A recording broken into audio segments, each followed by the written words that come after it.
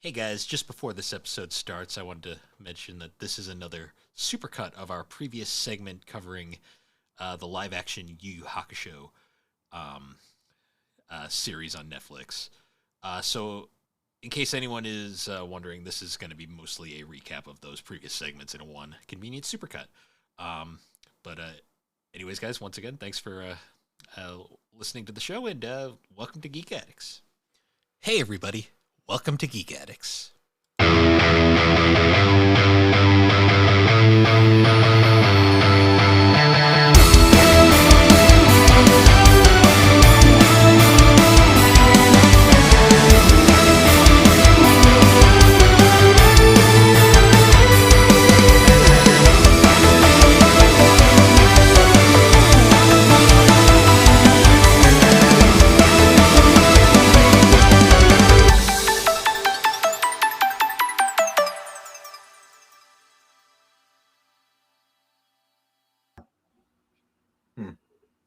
Well, anyways. Yeah. Anyways, though, we do have a new segment we should probably start. Yes. Indeed. Do Like you have my music for this one, or are we gonna figure it out as we go? You like my title? Urameshi and Friends Power Hour. I like it. We'll do that. We could do music. We're gonna pick something that hasn't been done. We should just play Smile Bomb in the background the whole time. Put it on loop. If only. No, we did that for Just that bass line.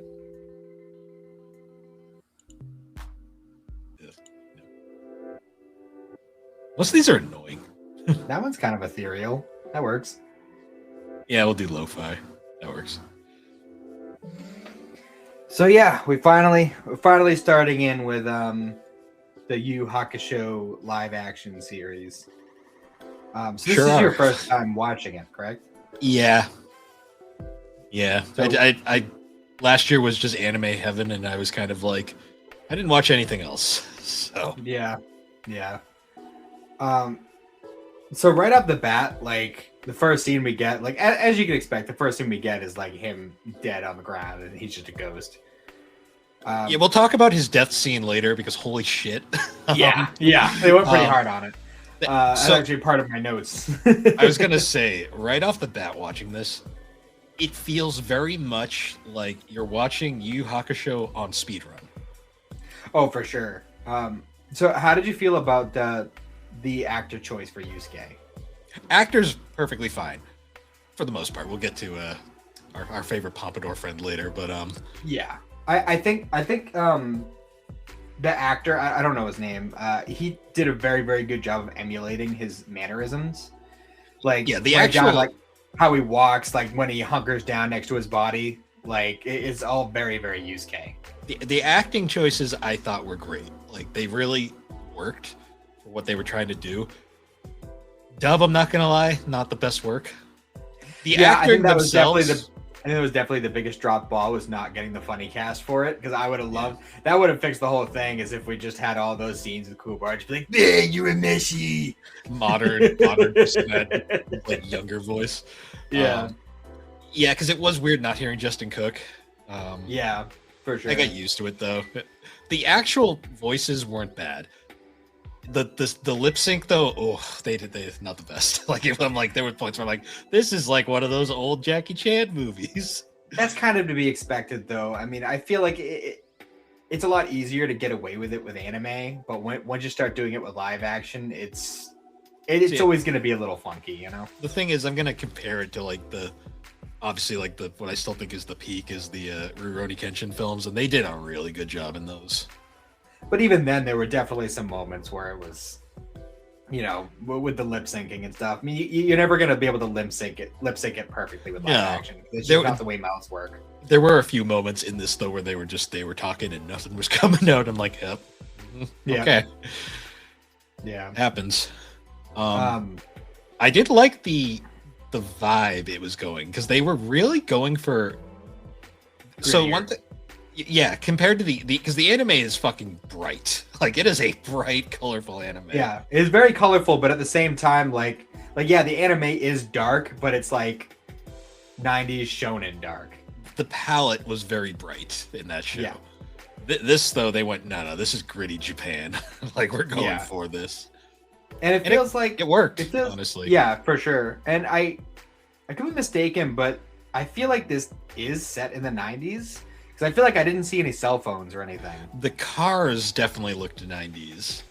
So I do like that they decided to like, we're definitely gonna make this like in the right time period that the show would have been. They didn't like move the time up more modern like a lot of them tend to do.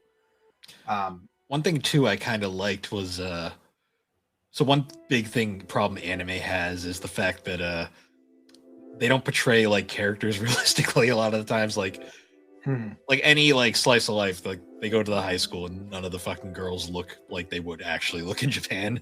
Yeah. YuYu Hakusho, I give credit because they actually kind of looked realistic for the most part, and it transferred very well into live action. Yeah, for sure. I do also like that they aged him up a little bit. He's not 14 in this; he's 17. Him being 14 just didn't work in the original story very well. No, especially when you think that, like, with the exception of like the time skips in like the demon world, like the entire show takes place over like 8 months. Yeah, because by the end he's like, they're adults, and I'm just like, okay. I was just like, all right. Yeah, there was like the 3-year time skip on like the last episode, and then it was like, okay, we're all 17 now. We're all getting ready to go look into colleges and shit. Well, yeah, because like it's funny because most of the characters, they all look mostly the same. The biggest shift was probably Keiko. Yeah. I guess Yusuke, but he was in the demon world the whole time, so. Yeah, for sure. But yeah, and they one thing I wasn't crazy about, and it's a small thing, it's a nitpick if anything, but I didn't like that they made the uniform for all the kids green, because that was part of his whole thing was that he was wearing green. They're all supposed to wear blue, and that was supposed to be like his like, you know, I'm still wearing a uniform, but I'm gonna do the color I'm not supposed to do because that's just who I am. Like, but then you got like Kuwabara shows up, he's still in blue. I'm like, okay. Well, I feel like they didn't establish whether or not he's actually supposed to be going to the same school, because I don't think we ever see him in the school in this. True. So I guess it's one of those things we'll see later on. It also does kind of clash though with like the girls' uniforms, which are all blue, and I'm just like, it was something I got over really fast, but I was like, it's kind of a little bit of a miss there. Yeah. But as far as like the structure for the story so far, because we pretty much just like this one episode is covering his whole like coming back to life arc or whatever. But with them kind of like combining all the different story arcs of the show together for this little 5-episode series, obviously they had to have the portal to the demon world be like a big part of it. And having it be just like a sinkhole that just happens to be in their city. And they don't really, I don't think they specifically say how long it's been there, but I feel like it's assumed it's been there for a bit. And I don't know if it was just like naturally there was just already like a small portal at the bottom, or if Sakio is creating it. I feel like they weren't totally clear on that. But I like the idea of the insects being a huge driving point of the plot. Yeah, if you're not a fan of bugs, no, there's definitely some body horror in this show. Yeah, it sure is. Especially with the bugs. The bugs are pretty ick at points. Because we actually learn as we go through. We're gonna be skipping around a little bit as we talk about this. But as we go through, we learn that the guy who hit him with the truck was actually being controlled by one of those bugs. Yeah. Can we talk about that truck scene real quick? Oh, sure. Fucking, you Please, see the damn truck bounce off of his body as it's running him over. And I'm just like, oh, yeah. And when we see him after, I'm like, there's no way he'd be that intact. Like, he'd be fucking he'd be messed up. Well, even as bad as it was still like a pretty graphic scene. Like, if, like I would not, like, as much as I think he would like the story of it, I would not show this show to my father-in-law, because he was hit by a car when he was 19, and so it was a pretty fucking graphic scene of this kid getting hit by a car. The anime, not as bad. This though, like, holy shit, like you see the truck bounce. Oh yeah, like, and he fucking gets dragged right under that bitch, and he's messed up. Like, and like, yeah, realistically, he would be more messed up in real life, but like, they really didn't hold back on like, no, he's dead. That dude is dead. Like, Yeah. um, And the scene with the kid at the funeral is like, well, just let him know when he gets better. And I'm just like, yeah, like, well, when he wakes up, can we talk to him? Yeah. I don't know why it happened so quick too. Like, it happened like so quick. Like, I feel like a lot of times in anime and even just regular movies and TV, the whole like pushing someone out of the way of like a incoming vehicle or whatever, it's always done like really like weird and dramatically. Here it happened so fucking fast. Like there was no time to think or consider. He just moved, shoved, bam, he's hit. Like, it did a really good job portraying that scene. And then we got, well, actually, we didn't really talk about Kuwabara. No, well, like I said, we're gonna be bouncing around a little bit. Yeah. Because well, first of all, before we move away from the truck scene, love the fact that they had Smile Bomb on the radio in the truck. Yeah. That's a great touch, and it was also playing in Keiko's restaurant as well, which I thought was a great touch. I'm really glad they put that nod in. But I mean, even just like talking about like some of we should probably hit on some of the school scenes too before he gets hit by the car or the truck. Because, well, first of all, they decided to go manga accurate because he's smoking cigarettes on the roof instead of like eating chiclets or whatever the fuck they gave him in the anime. Yeah. And he's like, you know, he's coming down from the roof and he sees this kid getting bullied by a bunch of kids, and they're like, you know, they're taking his money from his wallet and shit. And we have like I feel like we had a very similar scene in the anime, but here it's like, I don't know, it like feels more real here, and it's not just because it's real people, it's just the way it's acted. Like, you know, like he comes in on the scene and he fucking, you know, knocks the kid back and takes the money from him. Then the teacher comes out of nowhere and like obviously, oh, Yusuke shaking people down for money. Yeah, the classic, you know, teachers fucking suck at their jobs, like the usual. Yeah.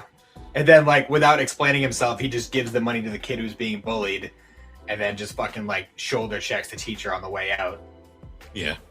And like at this point, like he's pissed off, which like anybody would be. And like I love like the scene as he's walking through the alley to go home, and he's like, he takes out a cigarette and he's trying to light it, but the lighter won't fucking work, and eventually just loses patience and throws it on the ground. Like, yeah, I get that. Yeah. I've been there. Yep.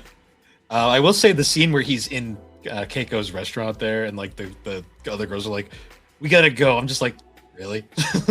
I get the whole Japanese culture thing. But I was like, just having a meal. Like, I don't think he's gonna do. Yeah, he's just eating. like, what was he doing? It's like that scene in the anime where it's just like, oh, we're scared of Urameshi. We heard that if he whistles, 100 bad guys with guns will show up and everyone will just get murdered. like okay. It's like, that's not how life works. Like, even if he was a piece of shit, like, that's just not how life works. It just amazes me how in anime certain things you just let go, but then in a live action version, I'm just like, wait a minute. like, that doesn't make sense. And I like that they didn't linger too long on the whole, like, process of him coming back. They're just like, no, we're just going to revive you. Yeah, like, yeah, because in the anime, I am a little bummed we didn't get Yusuke possessing Kuwabara to like talk to Keiko. Yeah. Or the yaoi dream kiss. I can understand why they didn't do that in live action. Yeah. But I did enjoy, because one of my biggest gripes with the anime is I feel like that scene, that entire arc is drawn out a little too much. Yeah. Especially too when you were watching it on like Toonami back in the day, because like yeah, with Toonami and just like the structure of it, because all these shows were done like long before we got them, so they were all already there. So we were technically getting an episode a day, Monday through Friday. So like, but even then, like as a kid, it's like, you know, wait a whole fucking week for him to come back to life. Like, this is ridiculous. Yeah, it's like he's still burning in the house. Yeah, Nope, still burning in the house. Oh yeah. Keiko gonna do something? Maybe. Nope. Okay. She lost her hair. Oh well. So like, so Botan, right?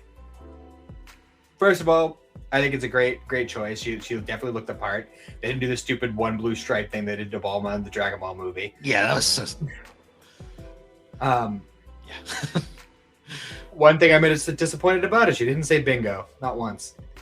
Yeah. Well, was that a dub thing? I'm assuming, or was that a... I mean, probably. I don't think the like term like saying bingo as in like you're right is like a thing in Japan. Probably. So that had to be a dubism. But I mean, they're dubbing the movie, so like, you know, instead of just saying that's right, you could just say bingo. She wasn't even on the screen, so it wasn't even like a lip syncing thing. Yeah. See, I was like, when I saw Botan appear, I did get a chuckle that she just kind of walks in off screen. I'm like, oh, hi. How you doing? Well, yeah, because she just kind of like walks through rifts that she just creates at any given time, which is kind of cool. Also, I don't want this to come off weird or wrong. You know how when you're a kid and you're watching these animes and you're like, why does that character not have their eyes open? Like Brock. Seeing this actress is like, oh, okay, I get it. Yeah. Yeah. Apparently that's just a thing. What's funny is like I thought the actress they picked was really good. The voice She looks very cat-like. Yeah. The voice kind of threw me off though, just because I'm so used to Cynthia Cran's his voice for Botan. Well, that was kind of a thing with a lot of the characters in this. She sounded too young. Like that's what kind of threw me off a little bit, because like Cynthia Cran's does a really good, like, not to be mean, but like middle-aged woman voice. Well, I mean, she was doing like Chi-Chi at the same time that she was doing Botan, so it's understandable. Well, her Chi-Chi voice was very on par with her Botan voice. Now her Chi-Chi voice sounds like she's aged like 80 years, but to be fair, I mean, Botan is like a timeless, ageless, you know, entity, so it would make sense that she would be. I mean, shit, I mean, we're lucky we didn't get fucking baby Koenma. Yeah, I was wondering how they were going to do that when he just showed up as an adult. I'm like, oh, okay. They're not going to bother with that nonsense. No, they just go in the Dark Tournament look the whole way through. I was like, that's fine. I was like, that's fine. Yeah. So we go through the whole, like they go into like the spirit realm or whatever. How did you feel about the special effects for the spirit world? They were fine. Like, nothing distracting. Yeah, I thought they did a really good job of capturing like the ethereal nature of it. Because we saw a lot more of it than we did in the anime. Yeah, even though it was just background. There wasn't a point where I cringed and went, "Ew, that looks bad." Like, they was more just like, oh, "That's fine." And also, I really like the idea. Well, first of all, them like going through like the little rift and then just being in a boat on the River Styx was kind of a cool touch. And I liked all like the floating lanterns and stuff. That's like a big thing in Japanese culture. But I also really like the idea of like, instead of just sitting at a desk with like a rubber stamp doing paperwork, he's like Koenma's going through these scrolls and they're like playing people's lives like a movie as you go further down it, and that's kind of how he determines like heaven or hell. Like that was a cool touch. I like that. Yeah. I also like his reaction when Yusuke says, like, nah, I'm good. I don't want to come back. He's just like, what? Yeah. They got the characters' mannerisms and, like, personalities very right throughout this. Yeah. Yeah. Koenma's kind of a interesting oddity, though, because a lot of, like, the stuff around his character was based around the fact that he's a baby in the anime. So I feel like they kind of didn't really know how to handle him as well here. We basically just have, like, he's already got his character development in now. Now we're just kind of, he just exists in this. Yeah, for sure. So like he goes back and like he's at his wake because he's just like, you know, checking out like how people actually feel about it all. His mom, Atsuko, the actress did a very good job of capturing the whole like catatonic, I'm grief-stricken kind of thing. Yeah. Also the choice of having Keiko be there when he got hit by the truck was definitely interesting. Yeah, that was different. Having her get in the ambulance with him. I was right after she told him to go die. Yeah. I was like, oh, that's fun. It did make that later scene more emotional, I will say, but I was just like, okay. Yeah. I did Oh yeah, so we should probably talk a little bit about Kuwabara now. Um, They were never going I to be don't able know to how. pull his character off in live action. No, I mean, personality-wise, they could definitely. I think they did a good job. Oh, the As far as acting the is look, fine. It's just they're never going to get. They're no one looks like that. Like, well, first of all, like his hair isn't orange; it's just bleached, which I mean makes sense because that is kind of like the stereotypical "I'm a punk kid" in Japan look. he doesn't have his pompadour. Like that's the thing that threw me off. Yeah. Well, I mean, the way his hair is, I mean, it kind of looks like a pompadour depending on the scene. And I did like the touch that when he's first introduced, he's already like beaten and bruised from the last fight they had. I did like that detail. And also Yusuke's random fucking drop kick. He did like a fucking ninja drop kick on him. Yeah. But I like the fact that when he's having like his big fight later on with the demon possessed kid, once he was all bloodied up and shit, I was like, oh, there's the orange hair because it fucking mixed all the blood mixed in with the bleached hair. The problem was it was going to be really hard to get like someone with that like body type without it looking like an adult just hanging out with a bunch of kids. Yeah, because I mean it's a weird thing where Kuwabara is like really tall compared to everybody else. He's really tall and he's like built like yeah. It's just one of those things. It would have been difficult to make that work. Yeah, we'd end up with that Hank Hill thing where they just replace it with Hank Hill. It's like just doesn't work. Well, it's a similar thing with like Sanosuke and Kenjin because he's also supposed to be very tall and very built. That one somehow they made it work better. I think it's because they got his look much better, like overall, aside from the stature. Yeah. But overall, I think the choice for Kuwabara was good, and his scene at the wake really worked for me. I don't think it was as emotional as in the anime because the anime scene still fucking hits me to this day. Even all the way back to when I first saw it on Toonami, all the way to today, that scene at the wake still gets me. And it wasn't as emotional in this, but I really liked the character, like showing off the character of Kuwabara, fucking decking that one bully kid. Yeah. Like before he gets dragged away by all his friends. Like that was a really good touch. I like that. And it definitely spoke to Kuwabara's character as a whole.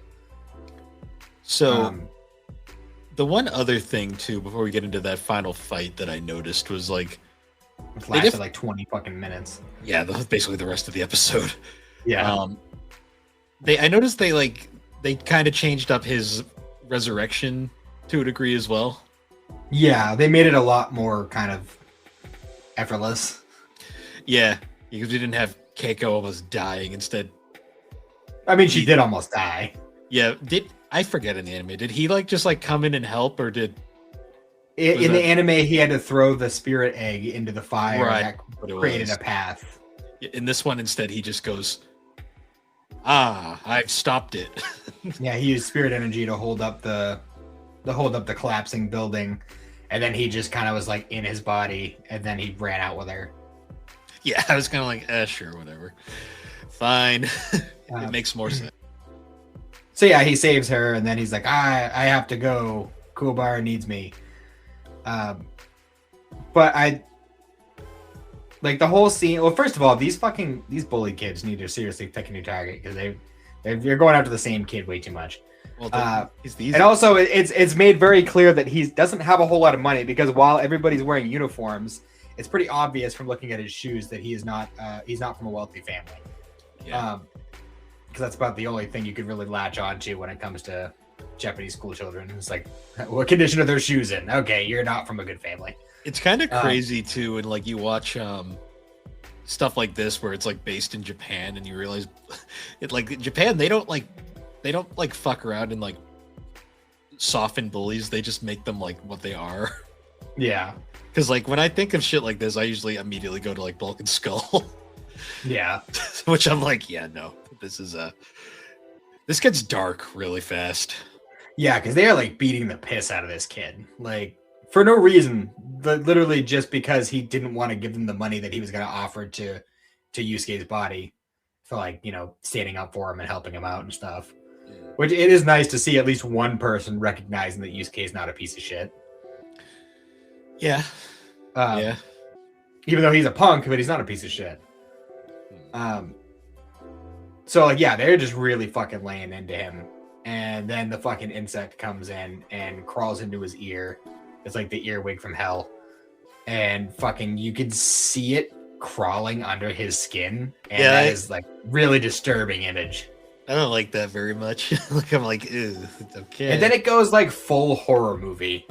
Because he's doing like the Japanese horror, I'm possessed and murdering everybody and doing like the creepy ghost crawls and shit. You hear like bones break and like his face gets fucking deformed by the end of that fight. And there's like scenes where it's like Yusuke's like, I'm gonna save you, buddy. I'm like he's dead, man. Like they ain't coming back from this. Yeah, well, I mean, luckily he was able to like get him to come to enough for his hand to morph back into a hand. Yeah, it's just like that was, I don't understand how that works, but essentially it was like, well, we got to knock it out of him before it like fully takes over, or he'll be like forever changed. But basically, like before the change like really happens, Kuwabara's group comes in. And then he's just like fighting them, even though they helped him earlier that day. So like Kuwabara and his group of friends are all fighting this dude at once, and he is just fucking mowing them down like nothing. Yeah. And you know, he's like fucking setting them on fire and shit. Like it's getting crazy. And eventually Kuwabara is just like fucking beaten down. Everybody else is down. And then, right as the kid's about to fucking bash his head open, Yusuke comes on, and he's having the whole fight with him. I definitely feel like they put too much time into this fight. Yeah, it didn't need to go this long, because there were so many points where they could have ended it, and it was like, psych, nope. We're gonna stretch this out. Definitely stretched out much further than it needed to be. Also, the runtime for this episode was longer than the rest of them, I noticed. So I was kind of like, yeah, they did not need to stretch this out this much. No, they didn't. Especially for how underwhelming the finisher was. Yeah, he didn't even use the spirit gun. I know, no spirit gun. Like instead, he just like Falcon punches his face, and it. Yeah, well, he used like the spirit energy punch, and then the fucking thing just kind of pops out. Yeah, then he fucking. And it's like fucking 20 times bigger than it was when it went in. It's like, yeah, which leads me to believe it was eating shit in there. Like he ain't coming back from this. Well, I assume it was feeding off of his spirit energy. I guess. I'm like, there's no way. Like in reality, that's how a lot of those things tend to be. But yeah, no, like that thing. It was pretty gross. But especially when it started like deform him.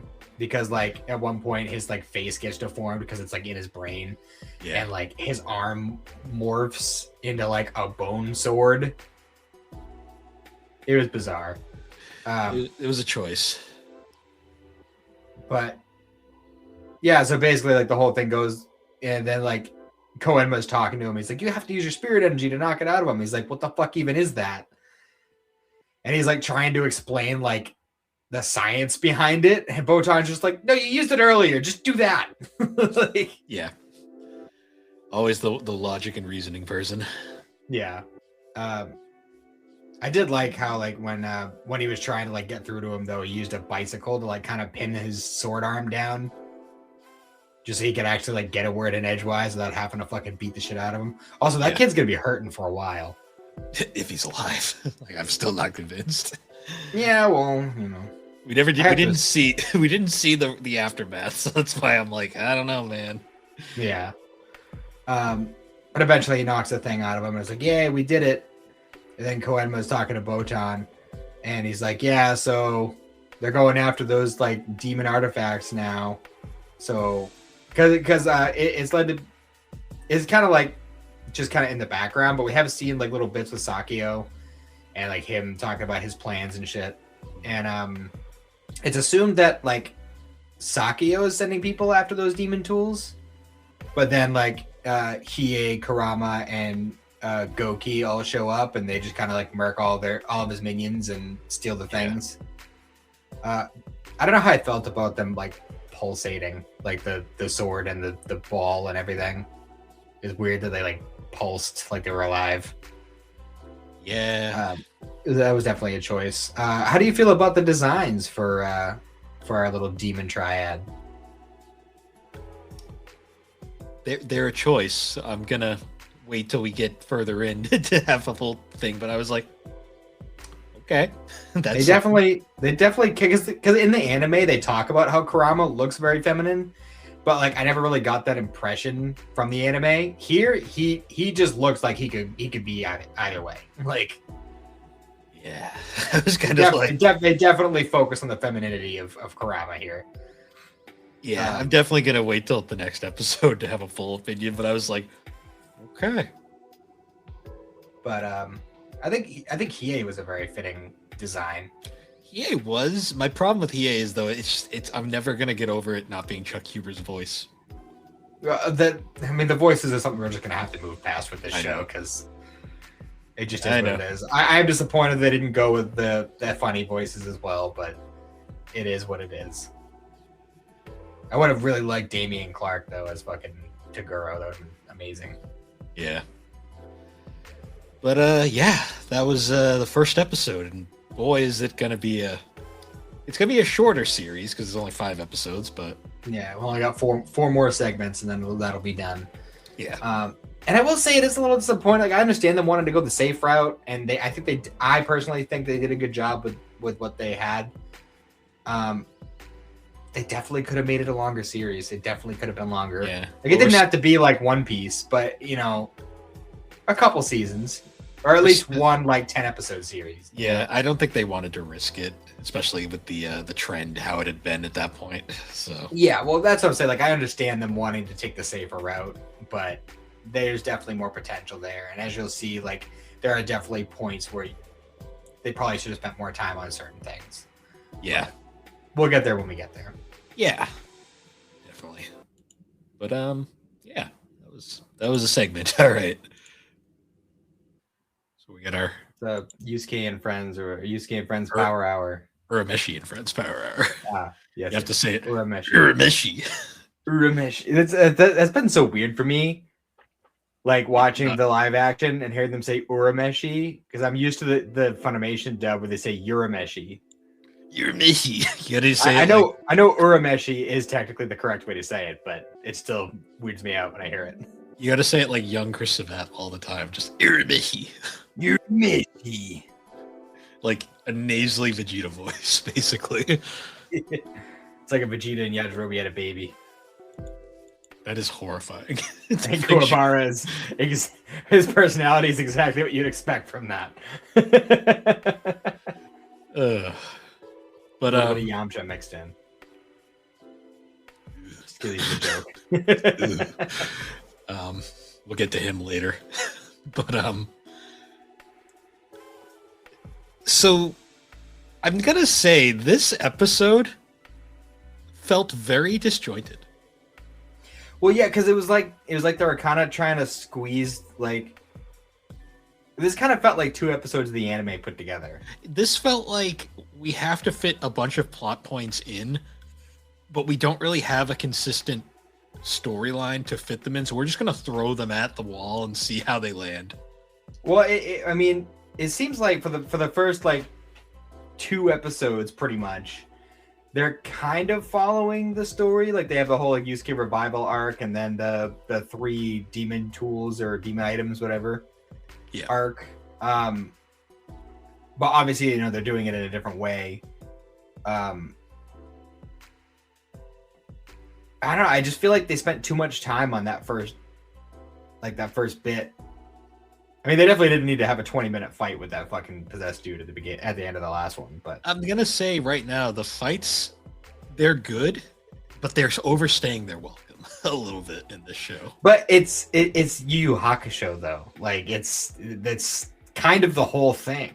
Yeah, but the anime did it better. And street punks fighting each other. Like, true, but like when the anime is able to do it like with like worse animation for the time, and hey, I'd argue that animation holds up. Personally. I mean, it does, but like, especially if you watch on the Blu-rays. True. It's the fact that the 90s animation looks better even today than like some of the choreography, because I mean the choreography is good, but it like after a while you just kind of you've seen it all and you're just kind of like, all right, let's get on with it, guys.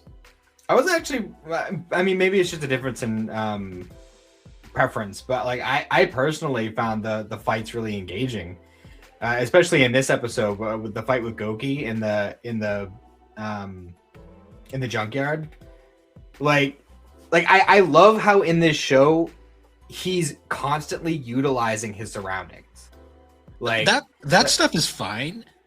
I think the problem for me is it's the music. That's fair. Because the anime soundtrack is hype as fuck. Yeah. The soundtrack in this is fine, but it's very forgettable at times. It is also a Netflix show, so you kind of have to. Well, it's a squint at a little bit. It's a Japanese show that Netflix bought the rights to. Fair. It's not like the One Piece, which is just straight up a Netflix show. Yeah. But I don't know. Also, I mean, yeah, the music that's definitely leaves a little bit to be desired. But as far as the actual choreography goes, I think it does a really good job with the fights that we get. It does. I felt like some of them were too long.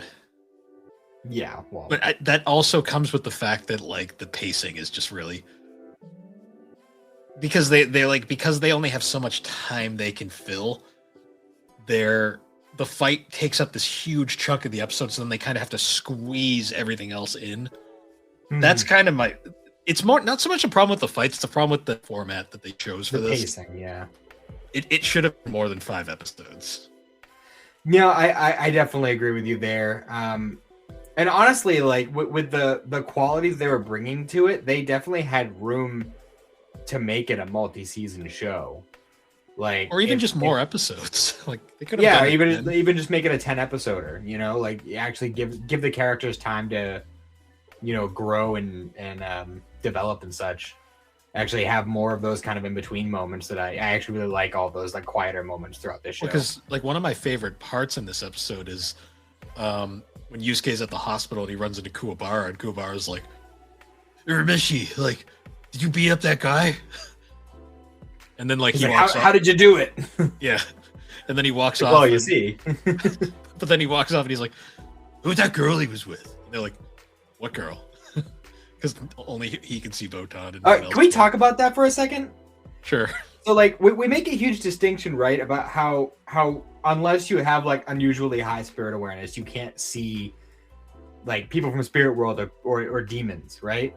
They make a big point of that both in the manga, the anime, and in this show. Why can all the kids see Goki?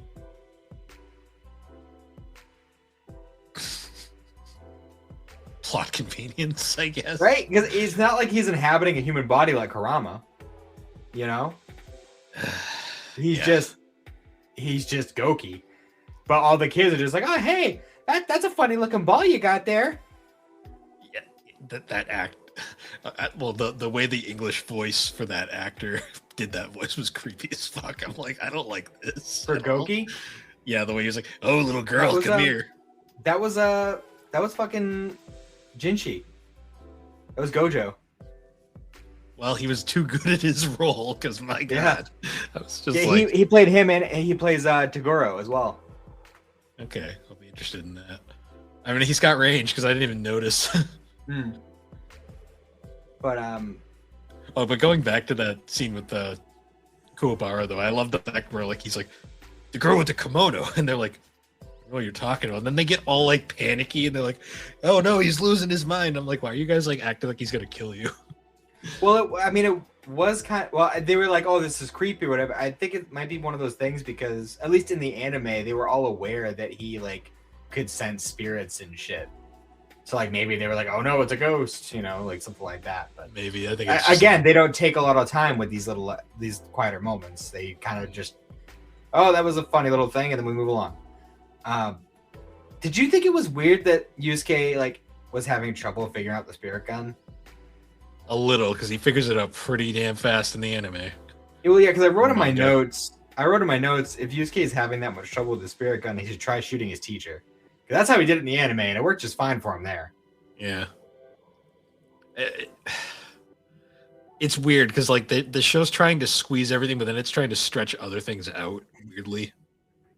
Yeah, I mean, honestly, I think this is one of those cases where they try to do too much in too short a time span. I agree. If it had just been like a 10-episode series, I think it would have been fine. I mean, it probably still would have been truncated, but at least it would have been a little bit of breathing room. Yeah, it would have had a little more room to breathe. Like even if the fights ran long, we'd still have more of those, character building moments and world building moments, stuff like that. Also, speaking of the hospital scene, like before Yusuke and Kuwabara have their talk. Do you think it was weird, like when Kuwabara and his friends were in the room and they just started like tickling each other? I completely wiped that from my mind. it was just like, is this what 17-year-old Japanese boys do? They're supposed to be like street toughs, and they're tickling each other in the hospital. Like, what the fuck is happening? Japan's fucking weird, man. That's all I can say. I love it, but they are different over there. And not to jump too far forward or anything, but like I don't know, maybe it just everything was happening too fast in that fight in the last episode. But like, did it seem like his burn should have been that bad? Like, I didn't think it would be so bad. He would need like skin grafts. I didn't realize he got that fucked up. Like, I was like, yeah, oh. Right. I thought they just kind of walked off. Because I mean, I knew it was like a thing where like Kuwabara was trying to put the fire out on his friend's back and everything, but like, I mean, I guess skin does melt pretty fast. But like, how hot? How fuck it was propane? I mean, it was propane. It was propane, yeah. Propane accessories. Yeah, but yeah, that was a pretty gnarly burn on his back. Also, he would not be just getting up and ready to go after that. No, absolutely not. I mean, it was made very clear that he was in a lot of pain when they were like cleaning it or doing whatever grafts they were doing to it. Like, he was not having a good time. No. And that's part of the reason why Kuwabara was so like, yeah, fuck those yokai. Like, dude, why are you gonna help him? Fuck that guy. Yeah. I found it really interesting too that they brought the kid back, which they didn't do in the anime or the manga. Yeah, like I guess they wanted to just resolve that plot thread. Well, I always thought that was kind of like a missed opportunity. Like in most, at least modern shows, like that kid would be like a somewhat recurring character as the show progressed. But it was in the anime, it was just kind of like, yay, he's okay. Moving on. He will never be seen again or talked about ever again. The anime somehow had other things to do, I guess. Yeah. But I don't know, it's just one of those things that I noticed. It's a case where they want to expand things, but they just don't have enough time to do things. So it's always like a weird choice when they add something and you're like, wait a minute, we're adding new things, but we barely have enough time to tell the story. But it ended up helping out ultimately because like without like all the detective tools and stuff that he gets in the early parts of the anime, he kind of had to have another way to track down the people or the demons. And with him having that in being like, oh, the kid's worried because a bunch of kids near our apartment complex just kind of passed out. And he's like, oh, point me in the right direction. And then like later on, the kid ends up being like the driving point of being like, hey, I figured out the spirit gun. Woohoo. Yeah. I know we talked about it a little bit, but like junkyard brawls are just always awesome. Like whenever there's like a big fight in a junkyard, it's always awesome. Yeah. I've never seen one that I haven't liked. It's kind of like fights on top of trains. It's always cool. Fights on top of trains are always fun, even though they completely ignore the laws of physics most times. True. Yeah. Anime ignores the laws of physics anyway, so. I will say the CG for, what's his name? Goki. Goki was okay, but I was like, at points I was like, this doesn't look great. I mean, it wasn't great, but I still say it was better than Supergirl in The Flash. I mean, to be fair, though, this probably had a higher budget than whatever the CW was giving them. Oh, no, the Flash movie that we watched. Oh, That's just a bad movie. So, Yeah. there's no excuse for but that movie. they had a good budget. Like they could have done this. Whatever CG they were working with Goki was better than that by a country mile, in my opinion. Yeah. No, there was a few points where he looked better in like dark lighting. Yeah. In the bright lighting, there was moments where I'm like, I can see the green screen. There was definitely some moments where, like you know the like poorly designed video games where you get like the kind of ice effect where you're not supposed to be in like an icy area, where you just like you take a step and you slide a little further than you should have. I feel like that happens a bunch with him throughout this fight. Well, because he's superimposed over, and it's like when he's like, I don't know, he kind of like tries to like jump onto the car to get him or whatever, and he kind of just like skips like a rock on a lake. Yeah, it was a little awkward, but I mean overall, like I like the way that like Yusuke was utilizing the junked cars to block attacks and like pin him down and fucking knee him in the face, whatever he was doing, fucking Superman punch him. It's funny that this episode was a lot softer than the first. The first episode was dark. Yeah, it was brutal as fuck, between like the body horror with the parasites and fucking Yusuke getting hit by the car. I think Yusuke getting hit by the car was like the most brutal part of this show. Because it bounces and you can see his body rolling under it. And we saw a fucking gangster put out a cigar on a little girl's arm in this episode. Yeah, that happened. Did that happen in the original anime, or did they just throw that in to be edgy? I mean, they did torture her, but they didn't really like show it like that. Lovely. But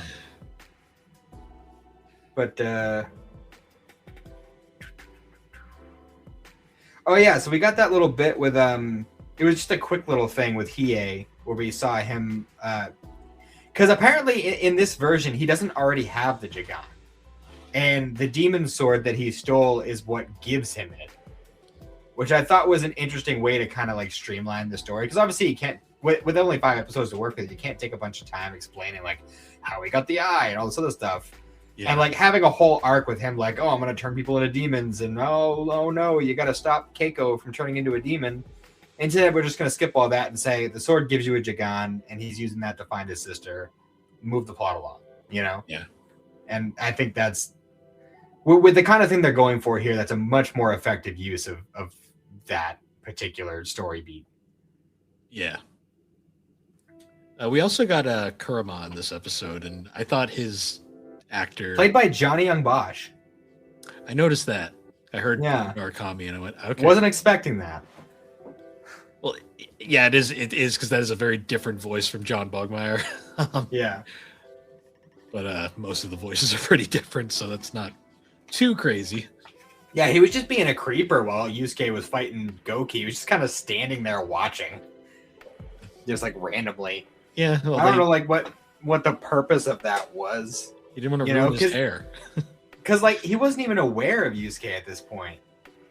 Because like in the anime, Yusuke had that moment where like he was looking for them, and then he like found them in the woods or whatever. Like they had all seen him at that point. Here, this is the first time Kurama's laying eyes on him. So like, what was he even doing there? Was he just kind of like hanging out, like watching Goki, or watching the fight? Maybe he was gonna kill Goki himself. I don't know. Yeah, he was. I did like the actor looked the part, so there was that. Oh yeah, like I said in the last one, like he definitely nails like the kind of androgynous look. Yeah, they also got the outfit like perfect. Like some of them are a little here and there, but his was like, I'm like, oh yeah, that's Kurama, all right. Oh, like that weird scene. All right, well, first of all, we got like this weird like double stalking scene because like Kuwabara is following Yusuke around because he saw like Botan disappear and shit, and he was like, what the fuck? And he's following Yusuke around, and then Yusuke's following Kurama around. So we got this little train of stalking going on until they go back to the hospital where they started, and fucking like Kurama walks into the room, and then Yusuke walks in and he's looking behind all the curtains, and then Kurama appears behind him wearing completely different clothes. Yes. It's like, how did you have time to put on a 3-piece suit, bro? All the time in the world. And then this episode kind of ended oddly. Well, I mean, we had the whole like Kurama explaining his whole ordeal with his mom and like how he ended up where he is. And Yusuke was kind of torn about what to do, and as you would be. Yeah. But at the end of the day, like, Kurama seemed like a good guy. Kurama recognized Yusuke as a good guy, so they were like, all right, whatever. But Kuwabara's not having it because he sees his friend. He's all fucked up from the parasite thing, which, I mean, it's kind of apples and oranges, because it was like a little fucking parasite demon bug that was possessing a human, as opposed to just a dude who just happens to be a yokai. Is it just me, or does Kuwabara just feel off in this entire thing? Well, unfortunately, he's one of the characters that kind of gets not as much time as he would need. Yeah, because he just doesn't feel like Kuwabara. Well, he does and he doesn't. I think part of it is just the voice. I think it's just the voice. The voice and the fact that the actor, it's impossible to nail that look. Yeah, he's just not not cartoonishly goofy like Kuwabara is. Yeah. But I mean, in general, like, he kind of nails a lot of the mannerisms and the general like attitude and stuff. He's definitely not as like self-important, or I don't know if that's the right word to use for Kuwabara.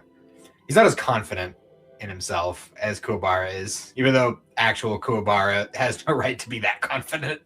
Well, it's weird because him and his little posse, they feel almost humorously incompetent at times in this show. Well, I mean, Kuwabara will have his moment, but I mean, obviously, I know he will eventually. It just feels like he's there because he has to be there, like right now.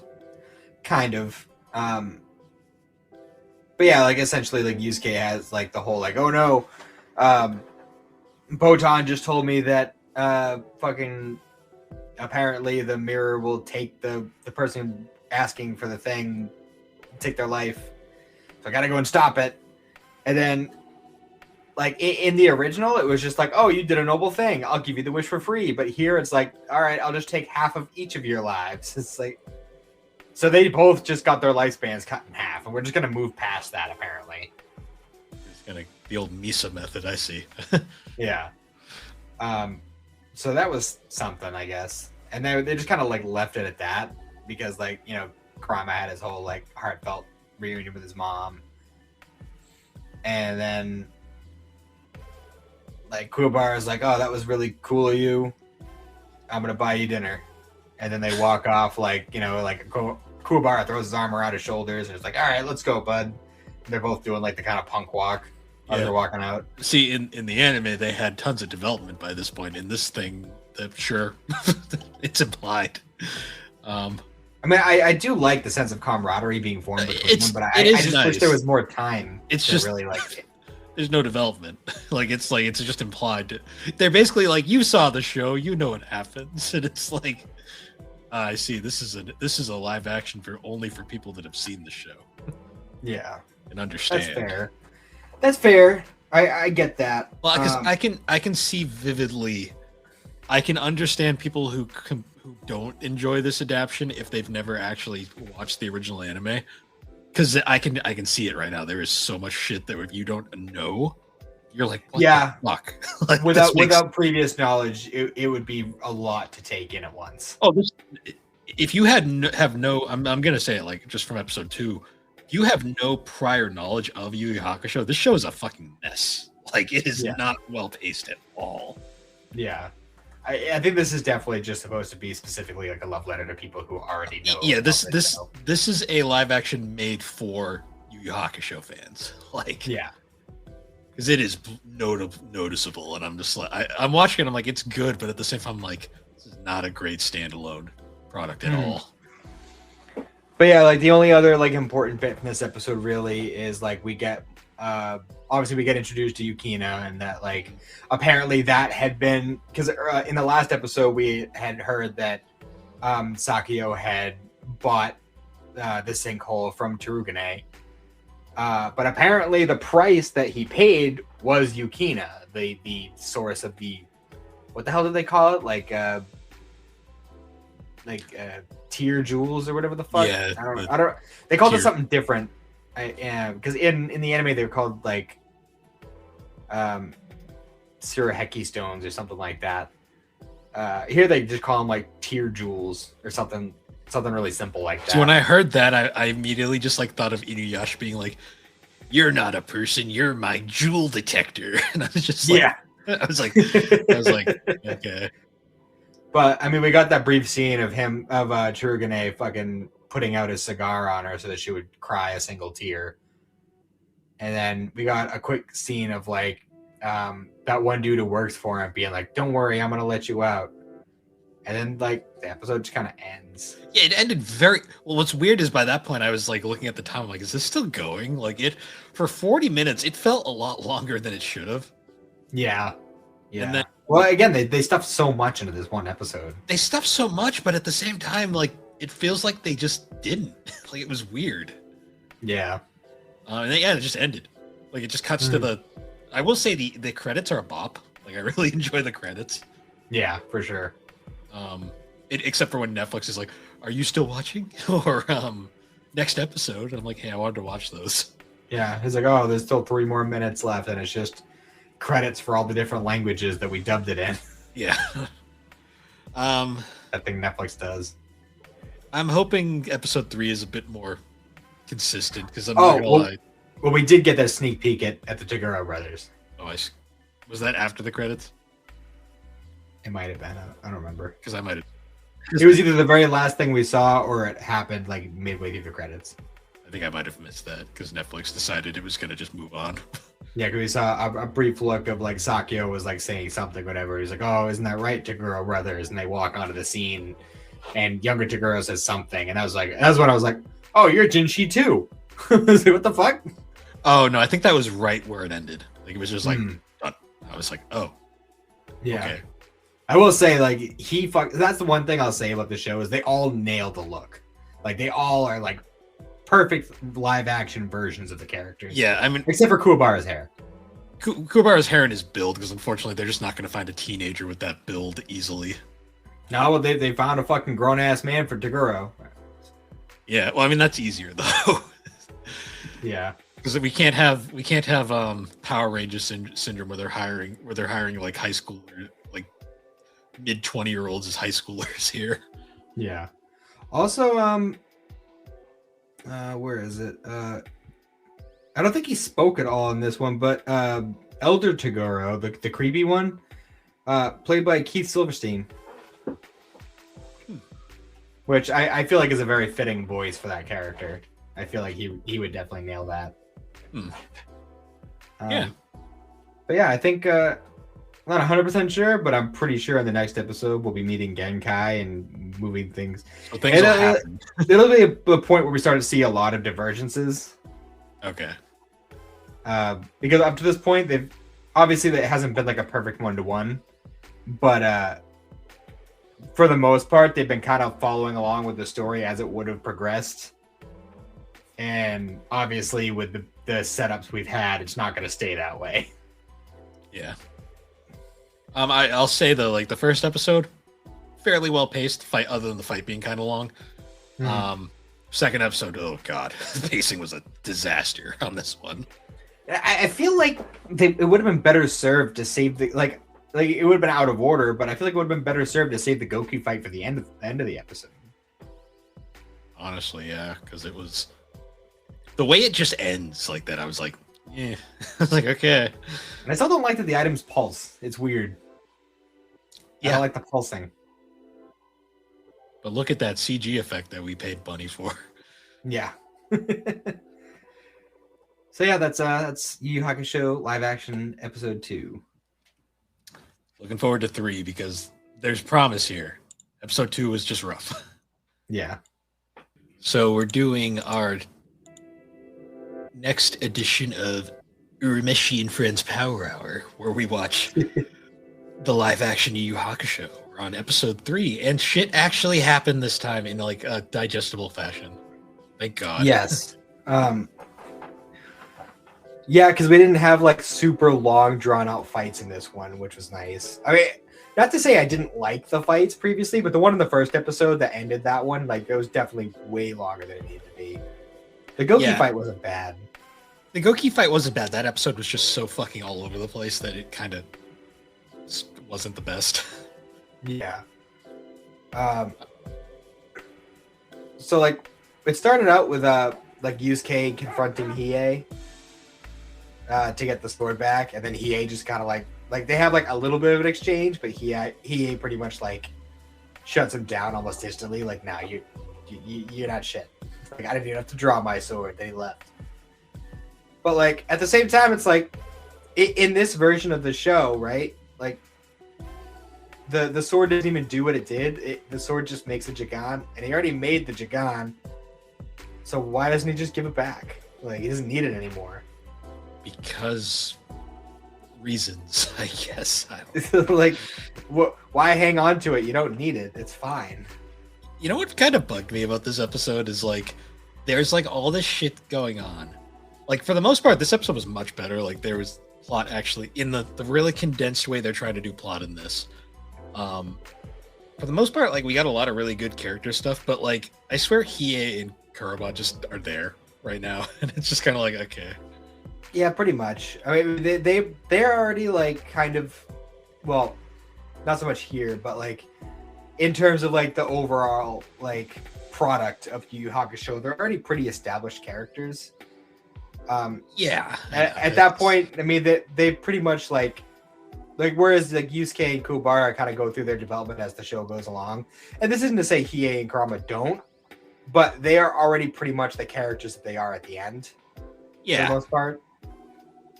I think it's the only issue I have is like, at least in like the original anime, we had time to at least get to know them. In this one, Hiei is literally just there. And it's like, if you were coming into this without ever watching anything Yu Yu Hakusho, you're just like, who is this guy and why should I care? Yeah, that's fair. It's it's just a thing where it's like it's a problem I've had with this live action since the first episode, where it's very clearly this was made for fans of the series, not for people that have never seen it before. Yeah, for sure. Okay, yeah, because if you don't already know the story going in, you're gonna be incredibly confused. Yeah, like extremely. But we also get a scene of Terukine going to Sakyo's island, which I think is supposed to be Hanging Neck Island, where the tournament happens in the show. But here, I guess it's just Sakyo's place. And we get that scene like from the anime where they have like the demon monster up against Toguro, and Toguro just takes it out in one hit. Yep. I didn't really like the muscle effect. We didn't really get to see it like in full force, but just like the way he was just kind of like boop, and he was just kind of like, oh, I'm a little bit bigger now, you know, like it didn't really do much for me. You can tell the budget in the show was used. This show clearly did not have a big budget, and it was used very selectively. Yeah. I feel like they used it a lot for like the stage dressings and stuff. Like, oh, the sets look great. Like the sets and like the costumes look amazing. It's the the effects CG. though, like the pulsating fucking items. I'm just like, I don't like you could have saved so much money and just not done that. Like, yeah, I don't like the pulsating items, and like things like the little demon dog thing that he killed. Like that didn't look great. Like it wasn't terrible, but it was definitely like 15 years ago CG. Like I'm watching it and I'm just like, it's because we've been watching the CW shows recently. I'm like, this is like CW level at times. Yeah. Well, I mean, it is. It's just an insult. It's just kind of like a thing where you're like, yeah, I can see it. I'm sure it would look better if it was a movie, but because I mean, even like looking back to like the Bleach live action, like that had really good effects for the most part. Like some stuff looked a little wonky, but for the most part, it did really well with that. Rurouni Kenshin movies, those are still the pinnacle, I'd say. Well, Kenshin has the benefit of not needing to use CG much, so when they do use it, like they can actually put budget into it. Oh yeah, and just the practical, like everything being so practical in that series just works. Yeah, for sure. Also, Elder Toguro, still creepy as fuck. Yeah. Especially like later on, like when they have the whole like him disguising himself as Hiei thing, and you see that like weird like his face inside Hiei's face. It was weird. I didn't like that very much. I was kind of like, okay, we're doing this. It was an awkward effect, but it was also unsettling because his face was like really, really small. Yeah. I was just like, sure. It was weird. I will say now, one thing I really liked about this episode was Genkai. Yes, I loved Genkai's look here because like you could tell like she's definitely like, you know, she's gone gray, but like you can still kind of see like the pink in the gray. Well, you could tell it's like she's an older woman, but she's not like decrepit like she was in the anime. Well, she's supposed to be. She's supposed to be in like her 70s, right? 60s, 70s. Yeah, but that would never work for a live action. True. Yeah, I love the training stuff. They did a really, really good job with the training stuff. Because they did the whole like balancing on the spike thing that they did in the anime. I love the Kuwabara. Now you, buddy, you're gonna go over here and punch this rock. Have fun. Yeah, is it just me, or did Kuwabara's training arc here remind you a lot of Sanosuke's training arc in like the Kyoto arc of Rurouni Kenshin? A little. It's like, I'll break the rock with a special move. It's like, no, cut the rock in half with a wooden sword. I found it kind of endearing though, because like Kuwabara. So aside from the look, Kuwabara's been very well written so far throughout this series. Yeah, for sure. They got his sword the wrong color though. Yeah, but now it looks like a lightsaber. So, but I liked Fire Sword. Fire Sword was so much cooler. Yeah, but Fire Sword is more Hiei's thing anyway. Is it? What is Hiei's thing? Yeah, he uses the Black Fire Sword. Yeah. But anyways, like, yeah, Kuwabara was definitely kind of like the heart of this episode, because like it was really just like seeing how dedicated he was to his training that made Yusuke like, all right, maybe I should get off my ass and actually try. I do love how he just tags along. He's like, yeah, he just finds Botan and Yusuke, and he's like, I'm coming, and Botan's like, okay, I guess, sure. And then it was the same thing at the end of the episode when they're like going to the pier. He's just like, hey, I'm coming. He's like, stop trying to leave me behind, god damn it. I really like Botan's actress. She really does a good job. Yeah, for sure. I also love like the scene where Botan's going, like she's reporting back to Koenma. Koenma's like, oh, he's been training for almost a month. How is his progress coming along? And Botan's just like, it's not. He's like, what? Are you kidding me? Yeah. I love the reactions from Koenma. I'm kind of happy they just went with adult Koenma for this, because that would have been... We would have got some weird CGI baby thing, and I would have hated it. Yeah, and as we saw in the Flash movie, CGI baby, not good. CGI baby and talking babies in general just aren't good. So yeah, this is true. Oh yeah, we had the scene where Karama approached Hiei and said what we just said like 5 minutes ago. It was just like, hey, you don't need that anymore. Can I just have it and give it back to them? Like, you don't need the sword anymore. Just give it to me. He's like, no, it's mine. He's just like, no, I stole it. I stole it fair and square. I keep it forever. We also had a bit more of what's Hiei's sister's name again? Yukina. We had a bit more of her. Yeah, we had the whole scene of like the dude who broke her out and was trying I'm to. not gonna lie. When I saw her the first time, I thought it was Botan for some reason, and I'm like, hey, what's going on here? The blue hair thing, you know. They aren't as stylized this time around, so I was kind of like, oh, that's not Botan. Okay. Well, they're both short. They both have blue hair and kimonos. It's easy to make that mistake. But one cries ice, and the other one is... The other one rides an oar. Yeah, pretty much. And drinks beer. Yeah.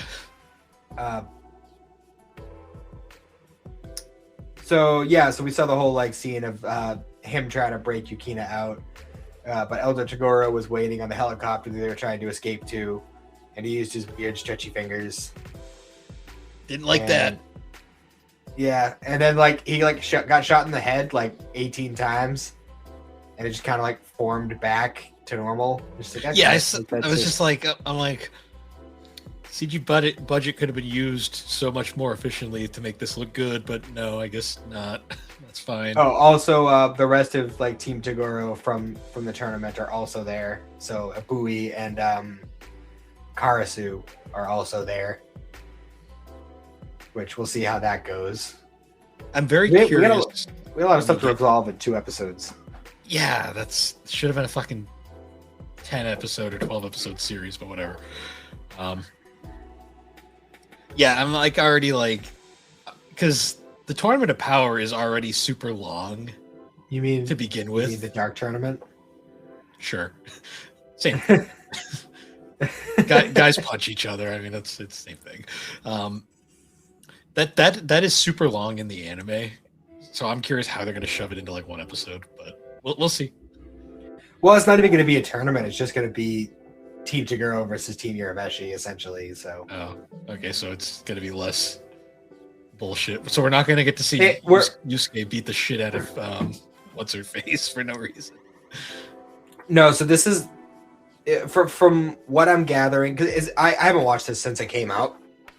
From basically like my perspective here, is that they're fusing all the different arcs together, but they're using the Rescue Yukina arc as the baseline of it. So the whole thing is like we got to rescue Yukina and now Keiko, because she was kidnapped, of course. Of course she was.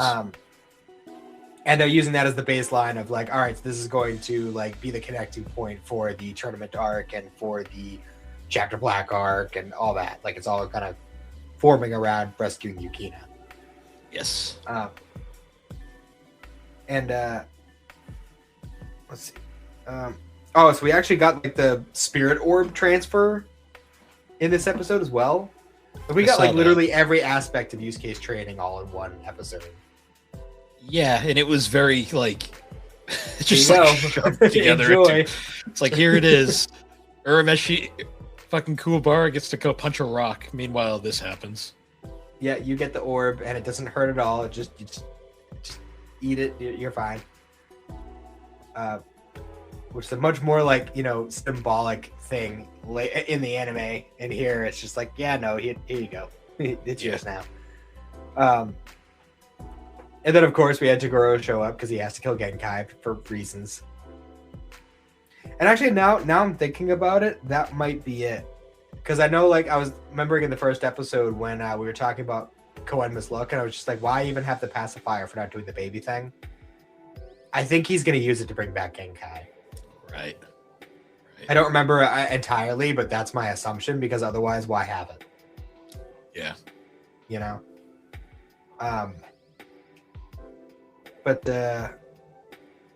Yeah, so like during the whole training thing, we got the whole concept of like condensing the spirit energy to like do a stronger spirit gun. Which you'd think would be obvious anyway. And also like when she says, oh, condense it and make it stronger, and he shoots it in the air, I'm like, that doesn't look condensed at all. In fact, it looks bigger than it did before. Condense, I mean expand, the same thing. Yeah, right? But I love the scene where Kuwabara unlocks the sword. Because at that point, like, he had shattered so many wooden swords, like, just trying to break that rock, and then he finally does it. I love the implication, too, that he's just been hitting that rock this entire time. Oh, he has. I mean, they blatantly say it. Hasn't even stopped, just beating the shit out of the rock. And when he actually has that moment where he, like, falls against the rock because he's just so fucking worn out, you see his hands, they're all, like, fucking bloodied up because he's just been doing it so much. Yeah. I do like that they've taken the time to really like include those kinds of details throughout this show. It's weird. The budget went into the weirdest fucking places. True.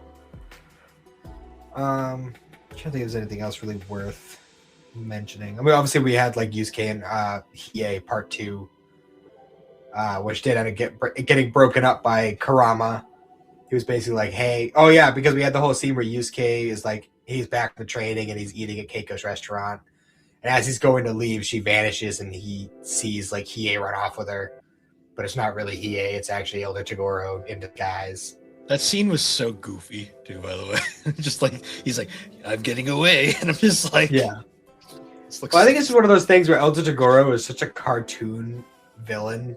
Like he is creepy and like like cringeworthy to see in general. But he's also just so cartoonishly evil.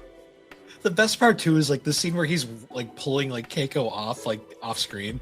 Like you could tell like the actor was not comfortable like grabbing her, so she's like barely held on to as he's pulling her away. I'm like, Keiko, just run. You're good. But yeah, they had their little exchange, and he was just like, "Oh, you took Keiko and blah blah blah." And Kurama you took like, my love interest I sometimes care about. You took my girlfriend. That's not my girlfriend. That I selectively care about, and will probably beat the shit out of during the tournament power in the anime. What? Anyways. And then they all have their little conversation, and they're like, "Okay, let's all go to the docks together because fuck it, we're just gonna go beat him up." Yeah. And Kuwabara comes out of nowhere and is like, "I'm coming too. I got sword." Yep. Me got sword strong. That's a plow. That was a plow truck. Yes.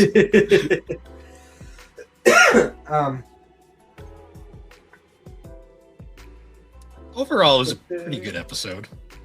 Yeah, I don't really think there's too much else to mention at this point.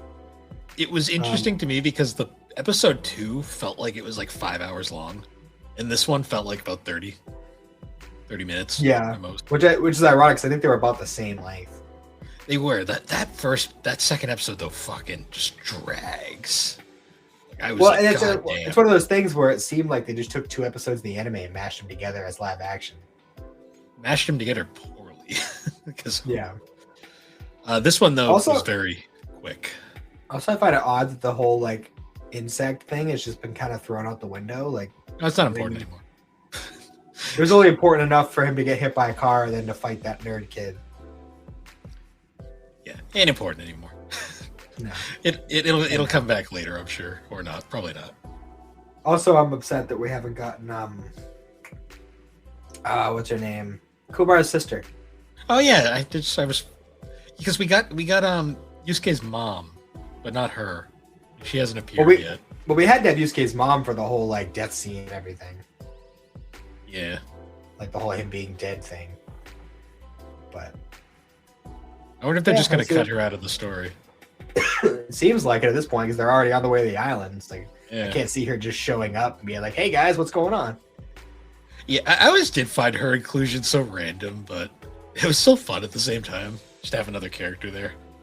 It made sense, you know. She, the Kuwabara family has high spirit awareness, so she was aware of this stuff from fucking day one. So she was just there so Keiko had someone to sit with in the stands. I'm just gonna go to drink beer and smoke cigarettes and goon over Sakio, apparently. Well, because I was thinking about it too. Like, she's random to have there, but then Keiko's also so fucking random to be there. Like, well, and again, they keep going through this whole thing. Oh, normal humans can't see yokai and can't see spirit people and stuff, but like they keep seeing them. Yeah, normal people can't see this until I forget about that plot thing, and we just move on. Yeah, I don't know. Yeah, it's been an experience so far, though. I will say. Yeah, for sure. Alrighty, so moving on now. We've got the great Urameshi and Friends Power Hour, and I have to say, this should have just been a fucking either a season or a movie because my god, this episode was also equally a mess. Yeah, there was a lot going on in this one, and like. I don't think it was as bad as episode 2 with that. It wasn't as bad, but it was still disjointed as fuck. But there was some parts that I liked a lot. Like there was a bit towards the beginning with Sakio and Terukane where he's just like going on about how like, oh, I always win every gamble I do, and then he picks up a 6-shooter and he puts 5 bullets in it. And plays Russian roulette with it and fucking wins. It's just like, okay, that was some of the most gangster shit I've ever seen. Yeah. So this episode was essentially the start of the Dark Tournament, as I guess. Yeah, because they do say the word tournament at one point. I'm like, it's not. It's literally like the last round of the tournament. They're literally setting up to be that. It is the most heavily abridged Dark Tournament ever, which is saying something because the Dark Tournament is kind of stretched out and overstays its welcome at times in the original show.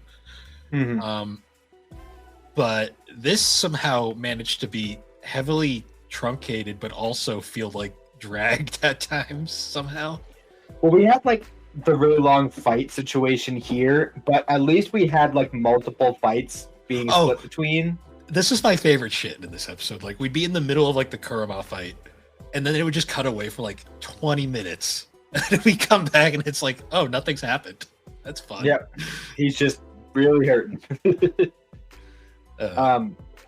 Also, I'm really disappointed that well, it's a 5-episode series. Kuwabara doesn't unlock his spirit sword until episode 3.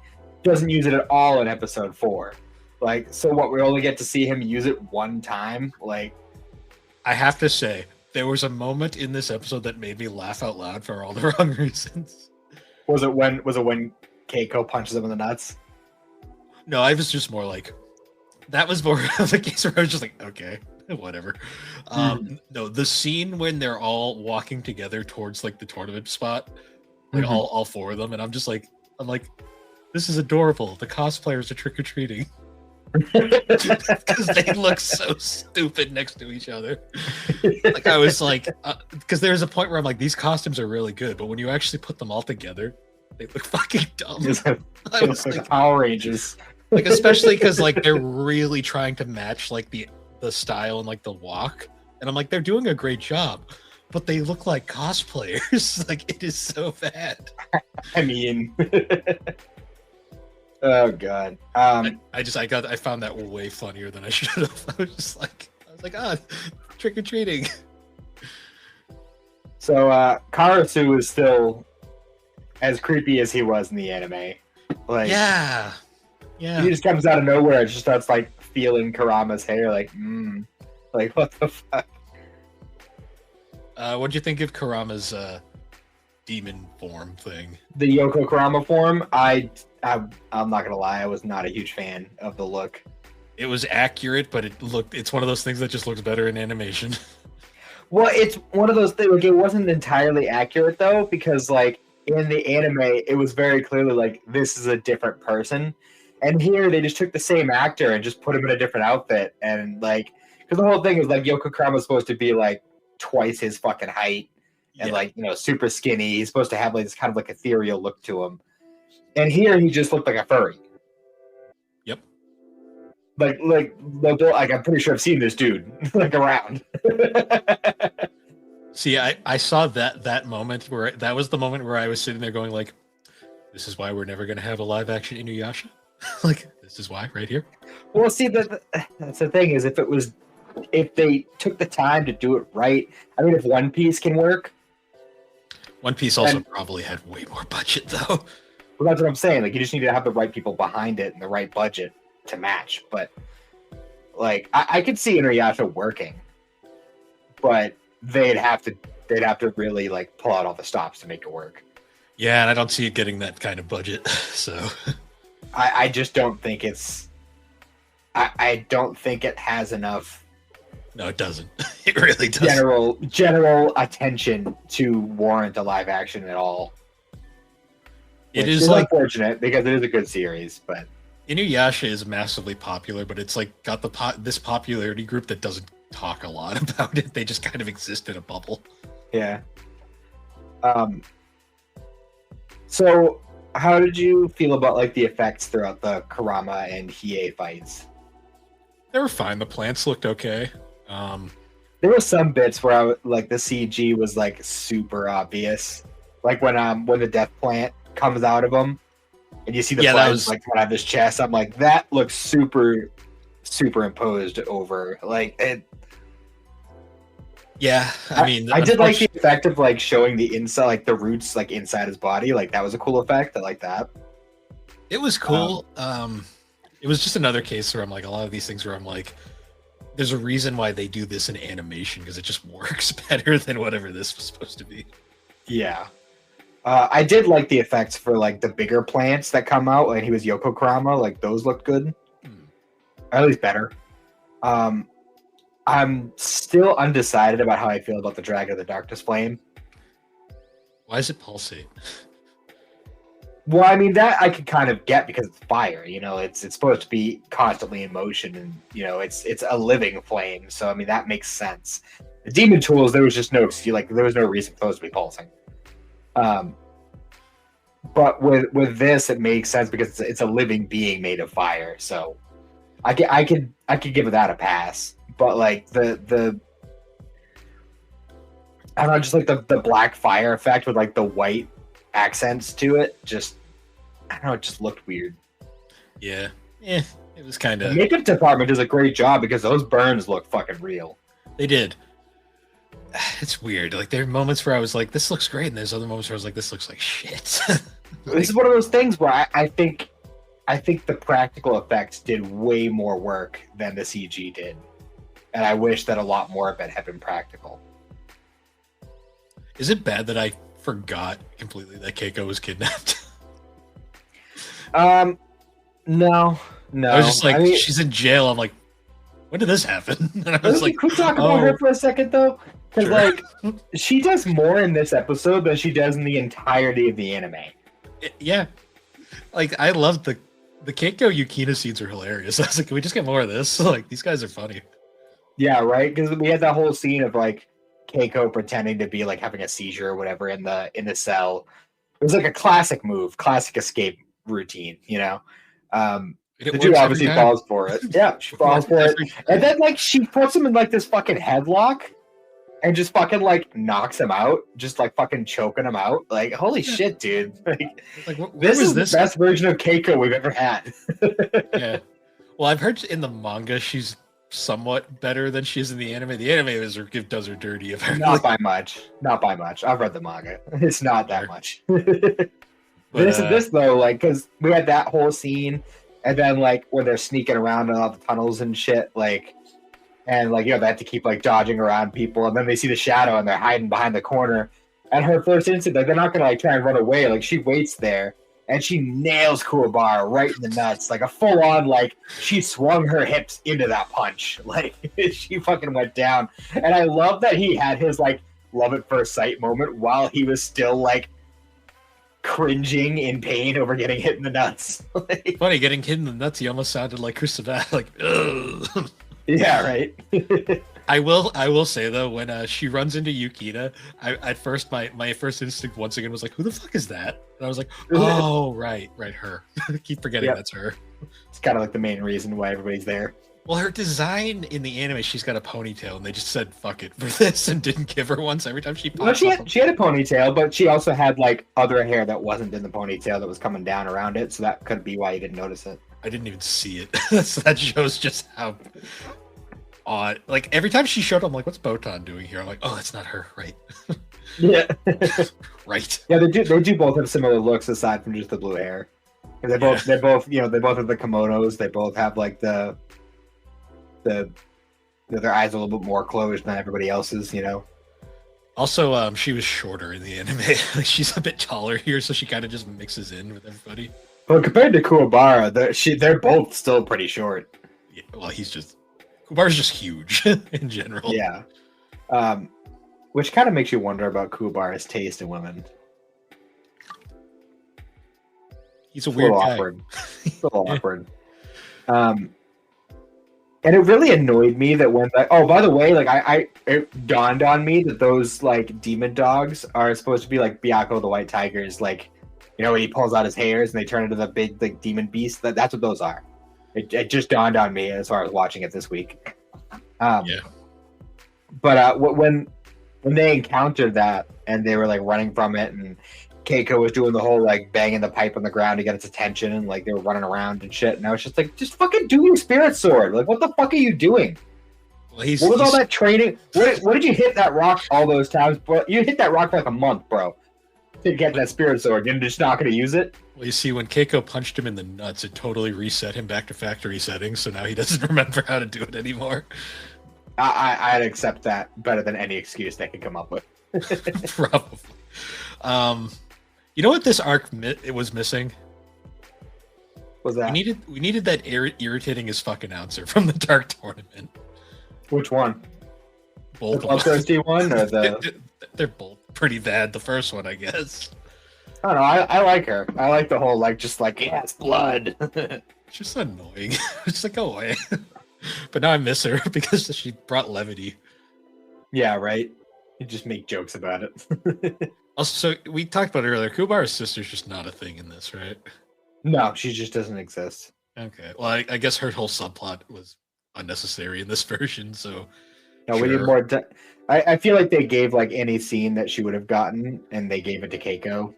Well, Keiko needed to do something other than get the shit slapped out of her by Yusuke. So. I was saying, Keiko fucking... she was, the MVP of this episode. Yeah, she did stuff, more than she ever did. Yeah, and she's just, a regular-ass human running around fucking doing all this shit. It's crazy. She's just in the anime, she's a straight up liability during the Dark Tournament. Because literally, they're trying to escape, and it's like, Keiko, snap out of it.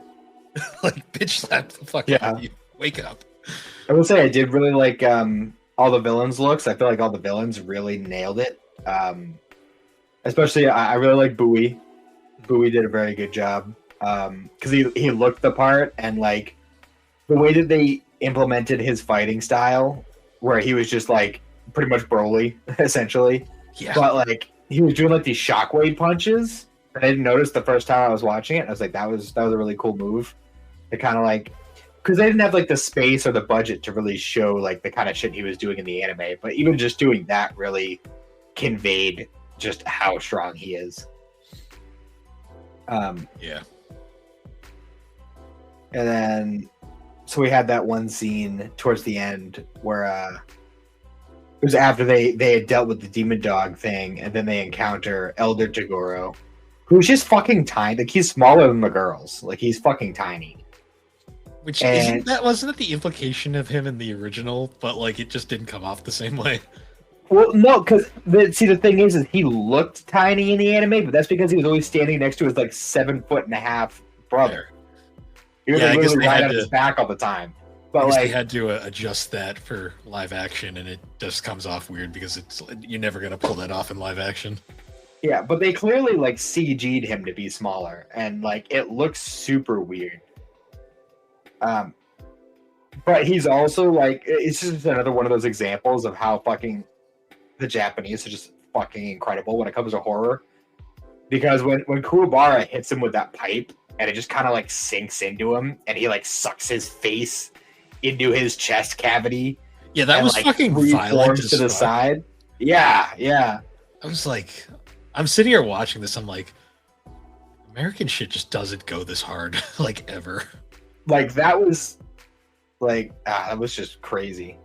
I feel like I feel like I'm forgetting something. No, maybe not. But this one, it's I was gonna say this episode literally just kind of ends, and the second the credits showed up, I was like, oh, that's it. Yeah. Well, it was one of those it's the penultimate episode. They're setting everything up for the big final fight at the end. Yeah. And I don't remember how they're gonna handle it, because at this point, Hiei and Kurama's fights are both done, and they're limping their way towards whomever. I don't know who they're going towards. I'm assuming younger Toguro, because it's the stronger of the two, but I think Kuwabara needs some help, but they're not doing too good, so I don't know how much help they're going to be. But yep, man, this show gets really brutal sometimes out of nowhere, and it's just fucking insane. I mean, the Yusuke getting run over by the truck kind of sets the tone for this show right away. True, but then when Elder Toguro gets hit with that pipe, and he just starts fucking demon morphing around it, sucking body parts into himself and around it, holy shit, dude, that is fucking uncanny. Yeah. But all told, I still think episode 2 is the worst out of this whole set of episodes that we've seen. This one had more moments that were good. Yeah. I mean, it's not to say episode 2 is bad. I just feel like they should have changed up the order of events so that the fight was the end of the episode. Yeah, the pacing for the show is all over the place. And I mean, I guess I won't really know until he goes all out, but I still don't feel great about Toguro's power up, like how he like he's like, oh, but he used so and so percent of my power, and then he bulks up. Like it's just an awkward like bloop, Yeah, unfortunately. See, in animation, they could make him look like that fucking abomination by the end of it. In live action, it's like I don't know how they're gonna do that without making it look dumb. I wonder if they're still gonna do that. I don't remember. Because I watched this right when it came out. I don't remember very much from the end. So I don't know if that's a good sign or a bad. Well, I mean, it's also one of those things. Like I pretty much watched it in one sitting. When you binge watch a 5-episode series in one sitting, it's easy to forget things after 2 years. True. I just don't see that being handled well, but we'll see next week. Yeah, I feel like it's gonna end up being a group fight, but I don't fully remember. So Kuwabara gets to do something, hopefully. Let's hope. Because he's literally done fuck all this entire show, other than punch a rock. He's gotten hit in the nuts and he punched a rock. And saw ghosts. He saw ghosts and he tried to put out a fire. That was about it. Poor guy gets done dirty so often. Yeah. It doesn't matter which medium we're in. He's just constantly getting done dirty. Yep. But yeah, we got one more to go. Yep. Segment, the final one for this segment, the indeed Urameshi and Friends Power Hour. We're finishing up the live action YuYu Hakusho today. Yes. Seems like it went by very quickly, didn't it? It did, and I don't know. That's not a good thing. I'm not gonna lie. Yeah, no, I'm with you. It's going through it again. Like I still found enjoyment through the whole thing. Personally. There is enjoyment, but it has the worst pacing I think I've ever seen. Yeah, it tried to stuff way too much into too short a runtime. You want to encapsulate just how amusing this was? I was talking to Alex before we recorded, and I had mentioned I'd finished it, and she had asked me about it, and I said it's a thing, and I said they tried to shove a little bit too much into like a live action. She's like, oh, what did they try to fit the entire show into like 12 episodes? I said, no, more like 5. I wish. And she was like, she just looked at me and went, 5? I'm like, yeah. She's like, oh, yeah. Yeah, it becomes a little too swollen because of that. Well, it becomes a little too swollen, and it feels like they wasted 2 episodes just meandering. Like, they had like 2 episodes of setup, and they left themselves with little room to actually do the payoff. Also, I just love the Dark Tournament. Instead of a big tournament, is we're just gonna fight in a warehouse. Pretty much, yeah. I mean, it's clear that they're using the Yukina rescue arc as like the baseline for this, because that's very clearly like the kind of room that they're doing that final fight in. I did find it interesting that it was a group fight against Tagoro at the end instead of just being Yusuke. Fight, yeah. More like curb stomp for a while there, but yeah, for quite a while. Also, god damn it, fucking Kuwabara got the short end of the stick in this show. He really did, dude. Like he used his sword like fucking twice in the whole damn show. So and it felt like to me they gave all of the potential Kuwabara moments to Keiko of all things, because Keiko actually does shit. Like that whole scene where he's getting his ass kicked because when he can't get his sword up. Crazy. I did that totally on purpose. And I mean, his love interest is right there, so it made sense. But Keiko's like actually doing shit. I'm like, where was this Keiko during the fucking anime? Like, tell me about it. And then he gets his sword for like this one fight where he takes out Elder Tokoro, and then immediately gets like yeeted, like because he was gloating. Yeah, well, I mean, he did the whole like, or first of all, like the whole, like before even Kuwabara used the sword, he just had like this big metal pipe, And like it's sad because it actually seems like he's pretty good with a sword because he's parrying all these fucking hits. Because Elder Toguro is doing like this crazy like sword whip thing at him, and he's parrying all these fucking hits with this pipe when he could just be using his fucking sword. So like it is clear that he has some skill with it. He's just not using it.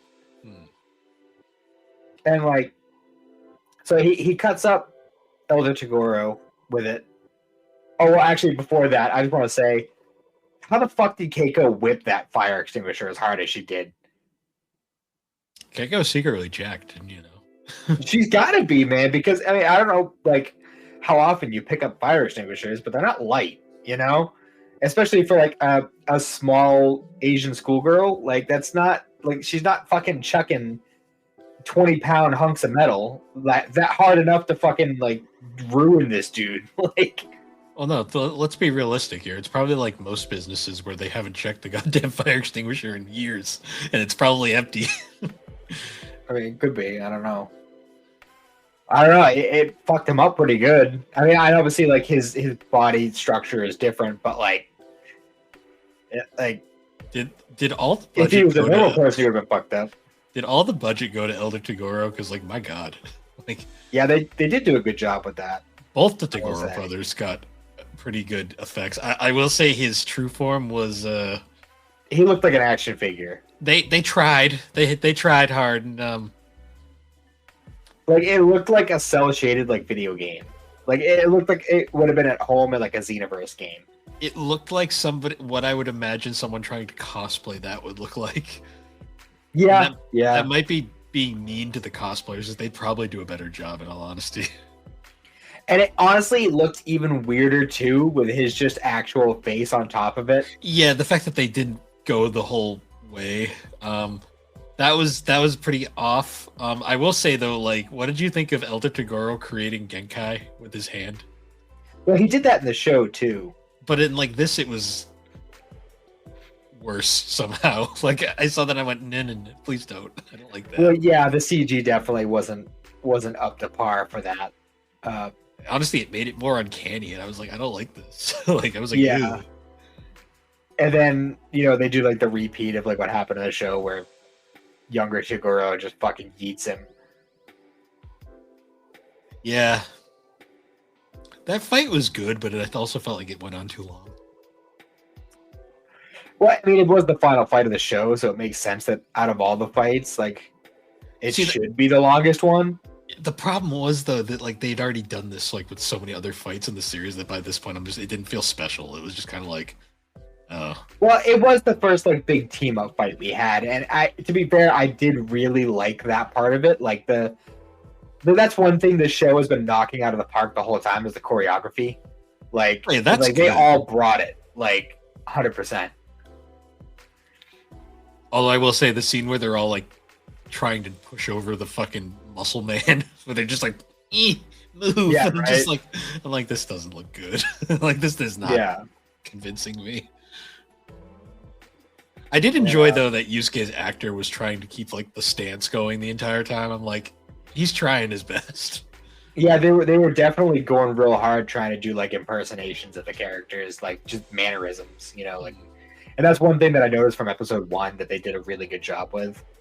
It's just emulating that, like the body, like body language, the motions,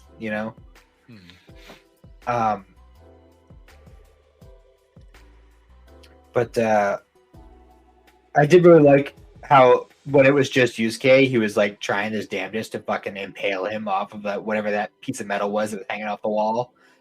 And he just could not do it, but then once he had like everyone else helping him out, he was able to fucking spirit gun push him. Yeah, I did like his spirit gun, like shoot himself into the spike.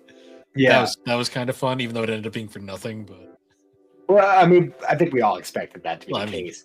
Yeah, but it's just once again like them utilizing the environment to their advantage. Like that's something that the show has also excelled at a lot. And yeah, going back to like the Toguro's true form thing, Honestly, I think he was more effective before he transformed, when it was just him. Yeah, with, like, when the he was trench coat. actually like able to fight and not just be this lumbering oaf, like walking Yeah, around. and he was like running around and doing like these spin kicks and fucking like, honestly, like at the very beginning of the fight when he's just fucking like full tilt sprinting at him, I was like, Jesus, that's scary. No, his design was great. Like it was a very convincing look. It's honestly when they tried to make him all like fucking his true form, I was like, nope. Yeah. Yeah, you lost my conviction. And then they tried to like shoehorn in his backstory, like in there as well. Yeah, like for 5 seconds, they're like, oh yeah, here. Anyways. Oh yeah, here's the demon that killed all of his students and like ate them in front of him, like, and for some reason didn't kill him, I guess. And then he gets burnt. And he's like, good fight. Dead. Yeah, pretty much. Yeah, that's the other thing is I don't like they like there's them trying to be accurate at scenes, but obviously like you can't be perfectly accurate because you try to do the whole damn story in 5 episodes. Also, So there's room for fucking- interpretation there, so you don't have to do it exactly the same way. Yeah. Also, the goddamn dull surprise when they're like, "Oh yeah, Genkai's dead, by the way," and they're like, "What? No." Yeah, I'm just Kumar like, was more mad than anyone. yeah, he was the only one that had genuine emotion, and everyone else was just like, "No." Anyway, I mean, to be fair, Kurama and Hiei didn't even know her in this version, so that's true. Also, she just dies off screen. I'm like, okay. and then like Keiko and Yukina just happen to walk in, like, "Hey, what's up?" Hey guys, we're just here. And that's like Yeah, at the end. At the end, Yusuke's like, "I'm sorry, I got you dragged into this." I'm like, if anything, she was the most fine out of anybody here. Let's be real. Yeah, she was fucking doing work throughout the whole thing. She's like, "Hey, I made a friend. Whoever thought I'd make a yokai friend?" I'm just like, what message is this?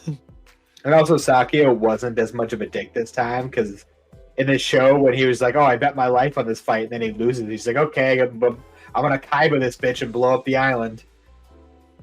Oh, yeah, we get that cutscene of him blowing his brains out. I was like, "What the fuck?" Like, okay. He Like- did, but he bet his life. So I mean, you know, I'll I was like, apologize. God damn. I was like, I didn't think they'd go that far, but sure. Figured it'd be like an off-screen thing. Yeah. And then we still got like the whole afterlife scene with Genkai like confronting Toguro as he's walking his way to hell on like Snake Way or whatever the fuck Yeah. that was. It was like literally like Going- Snake Way. he's Just going to going train- into hell. He's going to train with King Kai. I guess so. He's sick of Goku's shit. He's like, this guy's much better. But that was interesting. And also, I don't know why he hid the fact that he was Yukina's brother, because like in the show, it at least made sense that he hid it because it was like his like the condition for getting the Jigan. But Yeah. here he got it just by using the sword thing. So like, Also, it's not there's like no we were gonna. reason to hide it. It's also not like we were gonna get his backstory or anything here, so he could have shared. Like, sure. Right. Like, you know, and then he just has to like whisper into Kuwabara's ear that he's not good enough for her. Like, Yeah, I was like, okay, right. So they're still gonna do that plot thread, even though they had like 0 development in this version. no, they literally just had that one moment of like Kuwabara like cringing in pain for getting hit in the nuts and being like, "Oh, I love you, Yukina." She's like, "Who are you?" Pretty much. Well, they flirt on that bench at the end. Kind of. Yeah. I guess.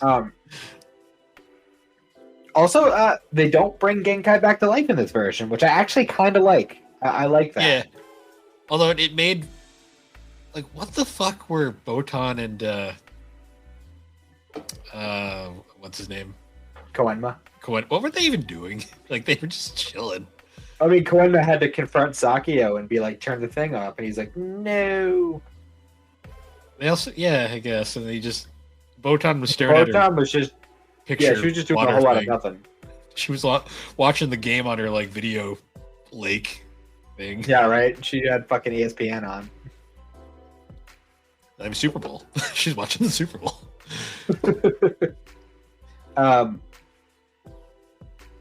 And then it just kind of ends, and they're on the boat ride back. Yeah, they're just on a random ferry, like just chilling. Did you see the end credit scene? Oh yeah, I did. Yeah. Where it's literally just Elder Togoro's head on a beach and just the seagulls pecking at him. And he's like, "Stop, please." So like,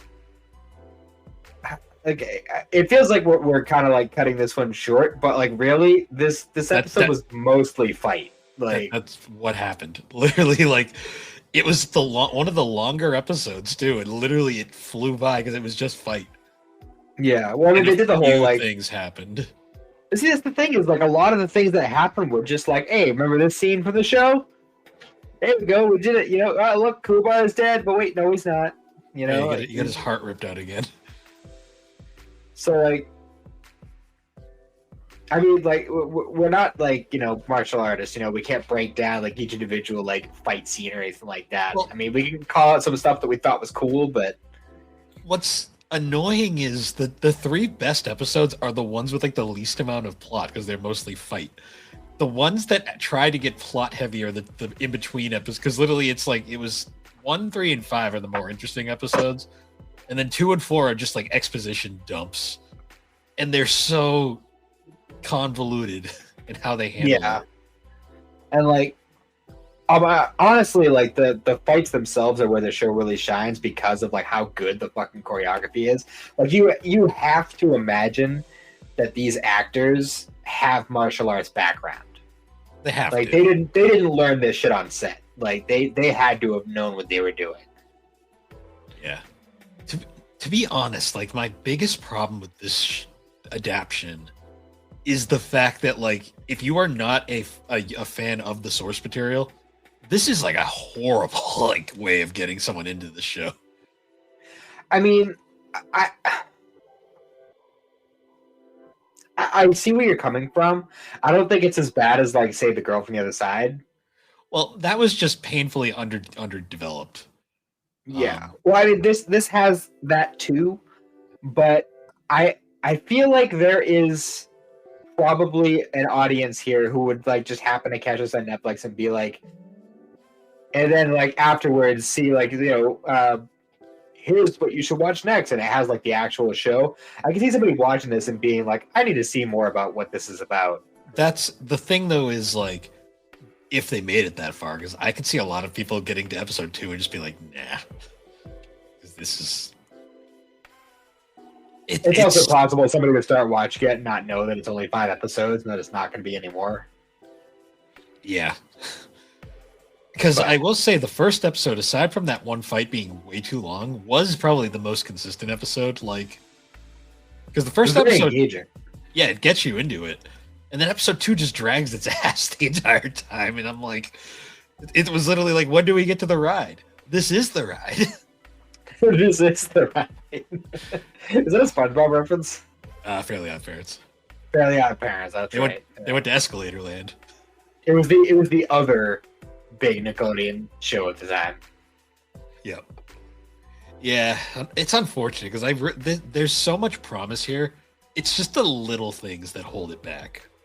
Yeah, honestly, at the end of the day, I still think it's a step above a lot of other anime live actions. Yeah, you know what hurt this one the most? There was a lot of heart. There was a lot of heart behind it. You could tell. It gets hurt the most by the fact that it came out so goddamn close to One Piece. True. This is true. And One Piece, that is just kind of like now the gold standard of a live action. There was no way they were going to get Tagashi to work on this because he's fucking having a hard enough time coming out with chapters for Hunter x Hunter. There's no way he was going to work on this. This would have benefited from more episodes, is the main thing. Yes. I think even if it was 8 episodes, I think that would have helped immensely. Or if they wanted to keep it on the smaller side, they could have done like the Rurouni Kenshin method and made it a bunch of movies. That also would have been acceptable. Yeah, because if they just done a series of movies, that would have been, because they could have done a whole movie just on like coming back to life and then dealing with Hiei and Kurama, and then there could have been another movie that was all like they could have just handled like each major arc as a movie. Yeah, and like Three Kings, no, not Three Kings. We don't really need that. Dark Tournament could have actually been like an actual tournament, not just a throw down in a warehouse. I mean, they definitely could have cut it down a little bit. Like, didn't have to be like 5 or 6 rounds or whatever the fuck it was. Wait, they could do the But remote like, attention method and just we make could it. do the main ones, you know, like you have the first round where we reveal a bunch of shit. The round with like all the ninjas because Jin's just awesome. Yeah. And then the Taguro one, like there's ways we could have done it, Yeah. and maybe someday in the future we'll get. But at the same time, like I have a hard time imagining them getting a better cast. Yeah. Yeah. Because the cast was really good. So, Even Kuwabara's actor, even though he got the fucking short end of the stick. yeah, I don't know. I had so much hope for this, and I still think it turned out passable. It's not bad. Like it's not trash. It's not Attack on Titan. It's not Full Metal Alchemist, where it's like you're just watching. You're like, yeah, like the whole time. I don't count the Netflix Death Note because that's a masterpiece. I don't care what anyone says. That is art. we just don't understand. I've seen the series now, so I can actually say this like full on. But you guys just aren't artistic enough to get it. You guys don't understand true art. That scene with the stuff in the classroom is fucking it is the greatest thing. Well, that's the best scene in the whole movie by far.